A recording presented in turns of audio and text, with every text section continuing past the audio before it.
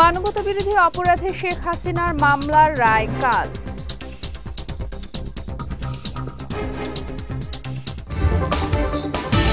হাসিনার বিরুদ্ধে ট্রাইব্যুনাল যে রায় দেবে তা কার্যকর করা হবে জানালেন স্বরাষ্ট্র উপদেষ্টা।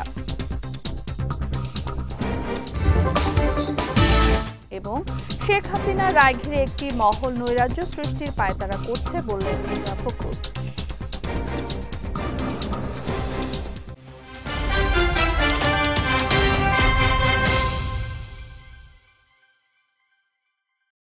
আসসালামু আলাইকুম। পুষ্টিচা নিবেদিত বিজয় রাতের সংবাদে আমন্ত্রণ জানাচ্ছি আমি সাদিয়া রেজওয়ানা তন্নি। শুনছিলেন শিরোনাম, এবারে বিস্তারিত। জুলাই আগস্ট আন্দোলনের সময় সংগঠিত মানবতা বিরোধী অপরাধের ঘটনায় সাবেক প্রধানমন্ত্রী শেখ হাসিনা সহ ৩ আসামির বিরুদ্ধে করা মামলার রায় আগামীকাল ঘোষণা করা হবে। এদিন আন্তর্জাতিক অপরাধ ট্রাইব্যুনাল ১ এর বিচারপতি গোলাম মর্তুজা মজুমদারের নেতৃত্বাধীন ৩ সদস্যের বিচারিক প্যানেল এই রায় ঘোষণা করবেন। রায় সরাসরি সম্প্রচার করবে বাংলাদেশ টেলিভিশন, বিটিভি, রয়টার্স এবং ট্রাইব্যুনালের অফিসিয়াল ফেসবুক পেজ।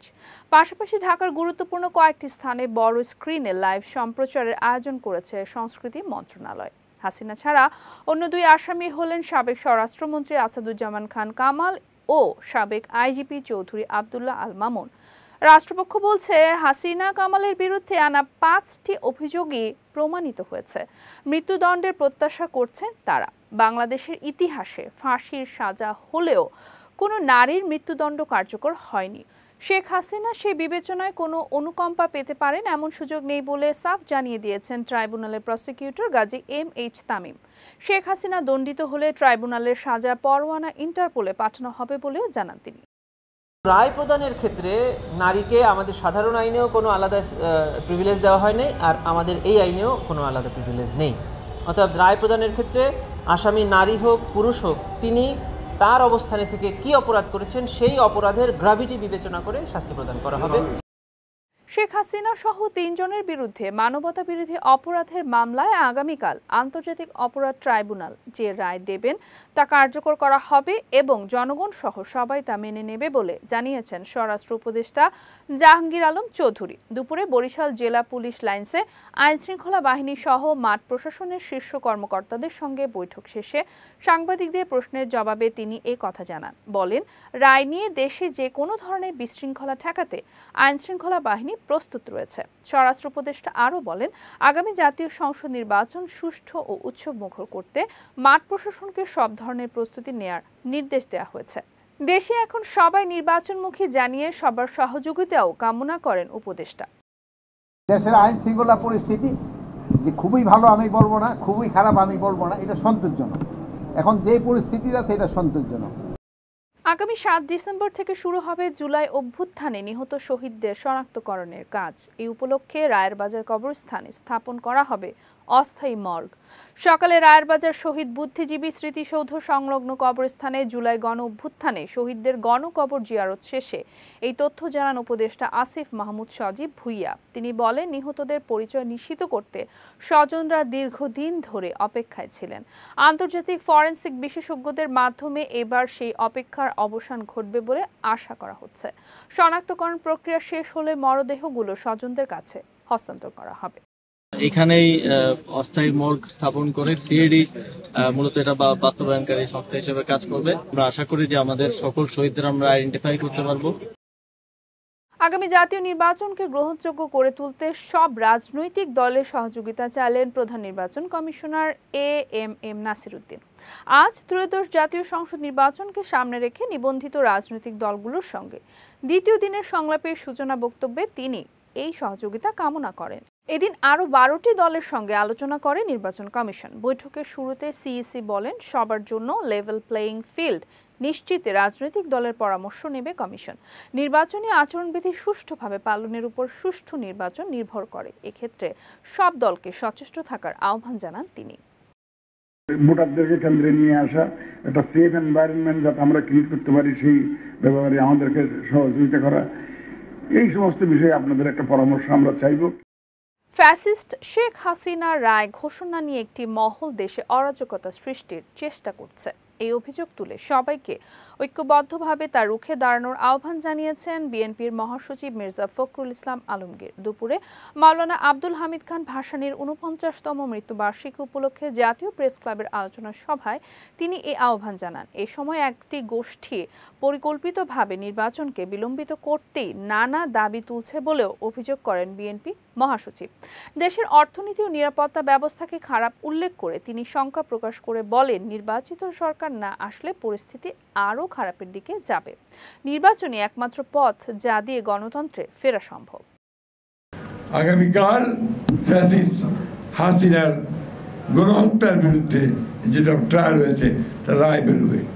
এই নিয়ে একটা চরম আপনার একটা বলা যেতে পারে যে একটা অনিশ্চয়তা, একটা আতঙ্ক সারা দেশে বিরাজ করছে। শেখ হাসিনার রায়কে ঘিরে কার্যক্রম নিষিদ্ধ আওয়ামী লীগ কোনো নাশকতামূলক কর্মকাণ্ড করলে তা শক্ত হাতে প্রতিহতের হুঁশিয়ারি দিয়েছেন জামায়াতের ইসলামী সহ সমমনা ৮টি দল। সকালে রাজধানীর মগবাজারে আল ফালাহ মিলনায়তনে সংবাদ সম্মেলনে জামায়াতের সেক্রেটারি জেনারেল মিয়া গোলাম পরোয়ার বলেন, প্রধান উপদেষ্টার ভাষণের মাধ্যমে জাতির আকাঙ্ক্ষা পূরণ হয়নি। নির্বাচনে লেভেল প্লেইং ফিল্ড নিশ্চিত করা ও ফ্যাসিবাদীদের বিচার সহ ৫ দফা দাবিতে সমমনা ৮ দলের আন্দোলন চলবে বলেও জানান তিনি। এই আন্দোলনের কারণে জাতীয় নির্বাচন আয়োজনে কোনো প্রভাব পড়বে না বলেও আশ্বস্ত করেন জামায়াতের এই নেতা।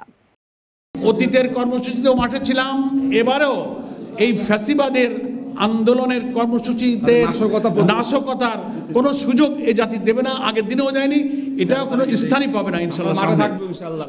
তারা এটা সুযোগ পাবে না। আমরা মাঠে থাকবো, আমাদের ৮ দল। এবারে পুষ্টি চিনি গুঁড়া চাল নিবেদিত জেলা সংবাদ।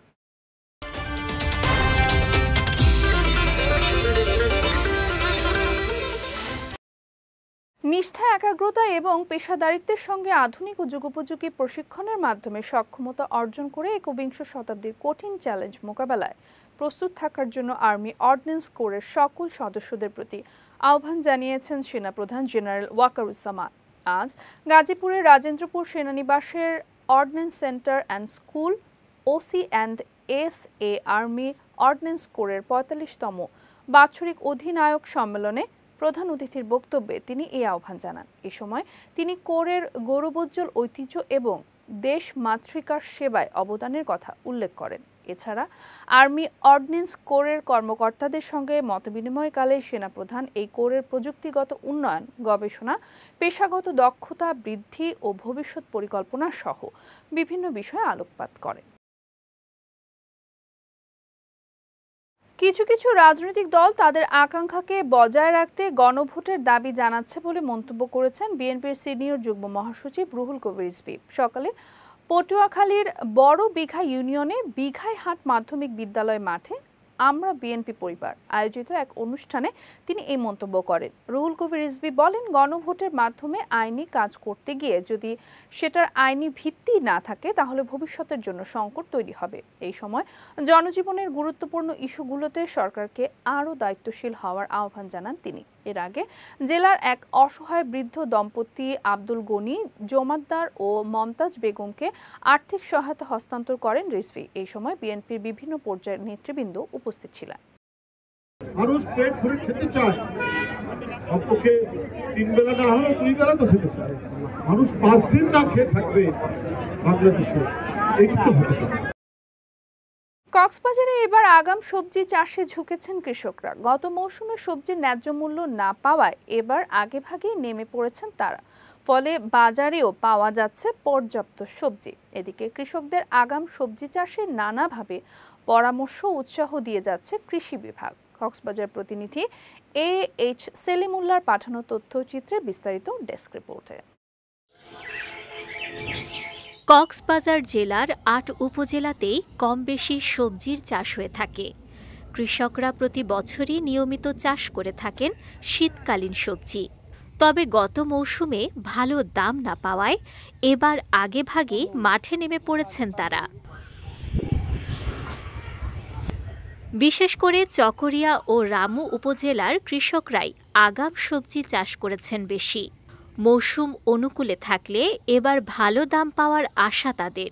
সর কেতর মূল্য ন হয় এবছর আশা করি পাইবে বলে। গত বছর হচ্ছে যে প্রচুর লস হয়েছিল, এই বছর অগ্রিম কৃতি করার কারণে মানে আশা করি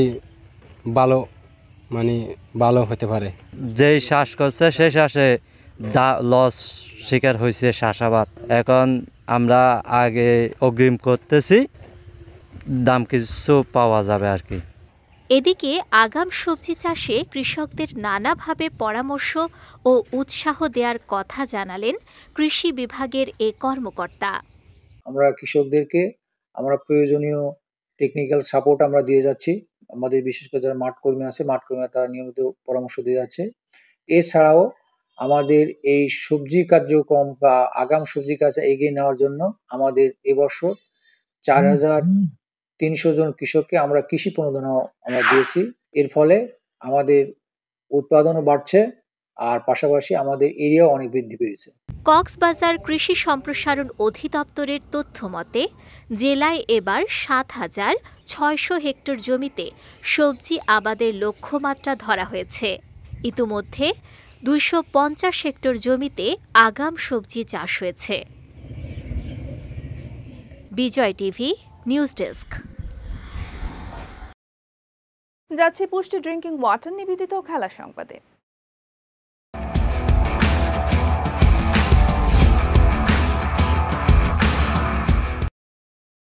দীর্ঘ ১৫ বছর পর ভারতের মাটিতে টেস্ট জিতে ইতিহাস গড়েছে দক্ষিণ আফ্রিকা। টেস্টের তৃতীয় দিন শেষ না হতেই কলকাতার ইডেন গার্ডেন্সের স্পিন পিচে ভারতের বিপক্ষে ৩০ রানে জয় পায় সফরকারীরা। এদিন দ্বিতীয় ইনিংসে ১২৪ রানের ছোট লক্ষ্য তাড়া করতে নেমে প্রোটিয়া স্পিন বোলারদের তোপের মুখে পড়ে মাত্র ৯৩ রানে অল আউট হয়ে যায় স্বাগতিকরা।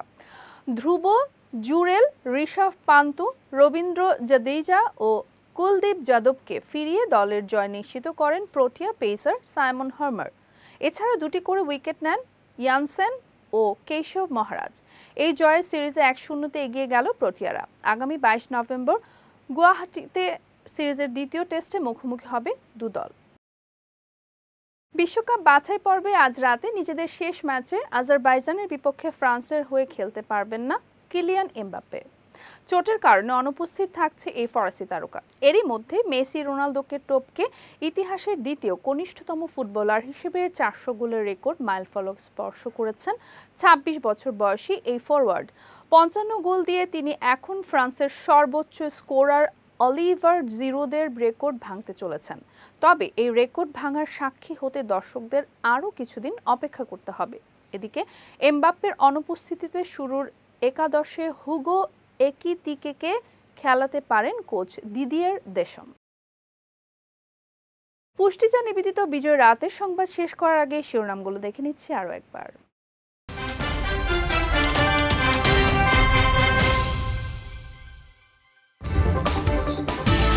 মানবতা বিরোধী অপরাধে শেখ হাসিনার মামলার রায় কাল।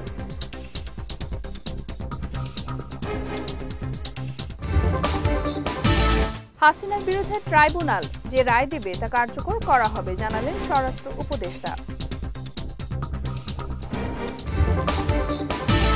এবং শেখ হাসিনার রায় ঘিরে একটি মহল নৈরাজ্য সৃষ্টির পায়তারা করছে বললেন মির্জা ফখরুল।